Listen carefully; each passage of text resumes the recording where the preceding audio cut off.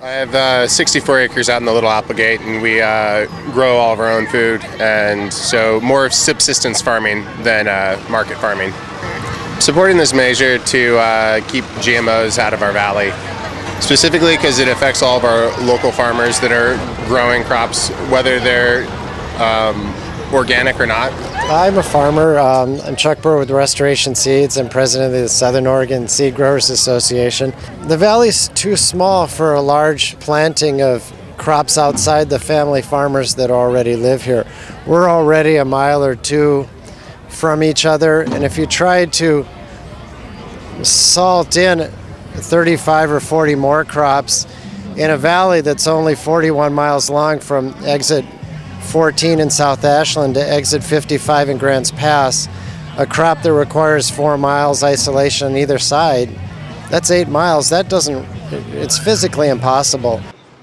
The pollen that comes from the genetically modified seeds is going to mix with the organic seeds that are being grown, which means that the organic seeds can no longer be determined to be organic because they'll have that genetically modified content in them. And so farmers who have committed to seed contracts as organic seeds will lose that income, and we as a valley will lose that resource for us to be able to have local seed growers.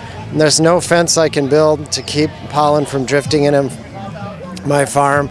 My crops have gotten contaminated. I've had to destroy crops before that have been contaminated or I can't sell. And we can get a higher price for open pollinated seeds that are organic seeds than conventional. I can charge 50% or 100% more. I have a small organic farm that's only a half acre on Talent Avenue in Talent. And I can't save my chard seed because of the GMO sugar beets that are grown up in the hills around me and have been deregulated by the USDA, so they don't have to be at a minimum safe distance from my farm. So basically I am prevented from saving seed because I don't know if it's been genetically modified or contaminated by somebody's private property. Syngenta Corporation. Family Farms! So it's not just the organic farmers, it's regular conventional farmers as well.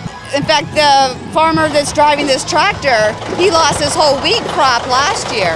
His wasn't contaminated, but another wheat crop in eastern Oregon was, and so they just stopped all shipments overseas to where they were going. Oregon had a GMO wheat ban, and GMO wheat was only ever tested in Oregon. It was never actually approved for production, and it was 400 miles away from here, but it stopped all trucks from moving, and I had 125 acres of wheat that I had to plow under this spring because I could not market it last year, and when the ban was lifted, I could not combine it anymore because the rain had hit already and ruined the crop.